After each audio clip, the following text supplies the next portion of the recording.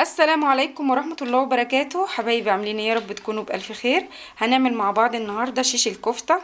اتمنى الفيديو النهاردة ينول اعجابكم. وصفة جميلة جدا وسهلة وبسيطة. تعالوا نشوف مع بعض المكونات بتاعتنا. عندي هنا لحمة مفرومة، نص كيلو من اللحمة المفرومة، وعندي هنا بصلاية كبيرة مبشورة واخدة المية بتاعتها. هستخدم بس التفل بتاع البصل. وعندي هنا طبعا طماطم شيري كده صغيرة، وعندي فلفل الوان. لو حابه تستخدمي بصل مع الوصفه مفيش مشكله، بس انا ولادي مشكلتهم ان هم لما بيشوفوا البصل في الاكل ما بيرضوش ياكلوا، فانا مش هضيف على الخضار بصل. لو انت حابه تضيفي بصل مفيش اي مشكله. وعندي التوابل بتاعتي هنا ملح وفلفل وشويه من جوز الطيب وشويه من 7 بهارات ومعلقه كبيره من البابريكا، وهضيف عليهم معلقه من البيكنج باودر. طبعا البيكنج باودر بيخلي الكفته بتاعتي هشه ومش هنضيف اول حاجه عندي البصل، وبعد كده هضيف التوابل بتاعتي وهضيف عليهم معلقه البيكنج باودر. البيكنج باودر ده مهم جدا في اي كفته ممكن تعمليها، بجد والله فكره حلوه جدا، ما بتخليش الكفته مكتومه من جوه، بتبقى هشه وجميله جدا وطريه. بعد كده عندي ميه البصل بتاعتي، هبلي بس ايدي بيها كده وهبتدي اكور الكفته بتاعتي. هنعملها على شكل كور بس ما تكونش كبيره قوي ومش صغيره قوي، يعني الحجم ده كده حلو قوي. هنخلصها بقى كلها كده بالشكل ده وارجع لكم تاني. بعد ما خلصت الكفته بتاعتي كلها كده بالشكل ده، عندي هنا طبعا بقى الشبكه بتاعت الشوي اللي انا حشوه عليها. ممكن نحط تحتيها ورقه زبده، بس انا ورقه الزبده عندي خلص. حطيت تحتيها ورقه فويل، وممكن تحطي تحتها صينيه او اي حاجه عشان هندخلها الفرن. هنبتدي بقى مع بعض نعمل الشيش بتاعنا. عندي بقى هنا الطماطم الشيري الصغيره دي هبدا بيها الاول،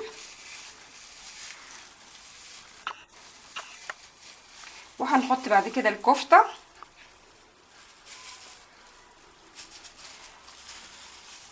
والفلفل الالوان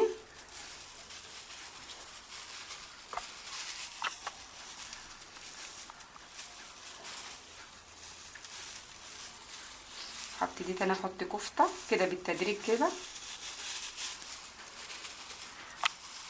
والطماطم هنعملها كده كلها بالشكل ده كده. انا عندي خلاص خلصت كميه الشيش بتاعي. عندي هنا بقى ميه البصل اللي اتبقت مني، طبعا مش هنرميها. حطيت فيها معلقه من الصلصه وهنقلبها، وهضيف عليها معلقتين كبار من الزيت. الخطوه دي مهمه جدا، وهنقلبهم كده مع بعض، وهبتدي ادهن بيهم الشيش بتاعي. بسم الله الرحمن الرحيم. هندهن الخضار وندهن الكفته كويس جدا كده يا حبايبي بالشكل ده. طبعا الفرن عندي والع، هدخل بقى عليه الكفته لحد ما الاقي شكلها بقى حلو واستوى معايا تمام، هطلعها.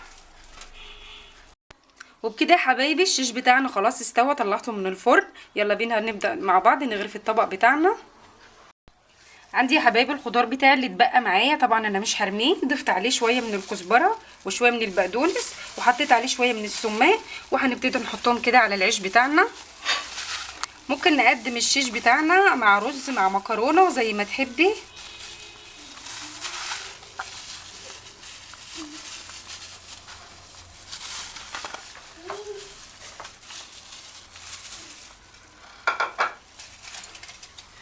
بسم الله الرحمن الرحيم. نبتدي بقى نرصه كده.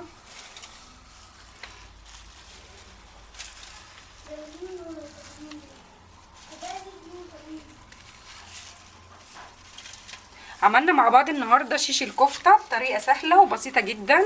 بتمنى يكون الفيديو نال اعجابكم. يا ريت الناس اللي بتشوف الفيديو لو وصلت معايا كده للاخر تحطي لي بقى ايه لايك وشير. بشكركم جدا، والسلام عليكم ورحمه الله وبركاته.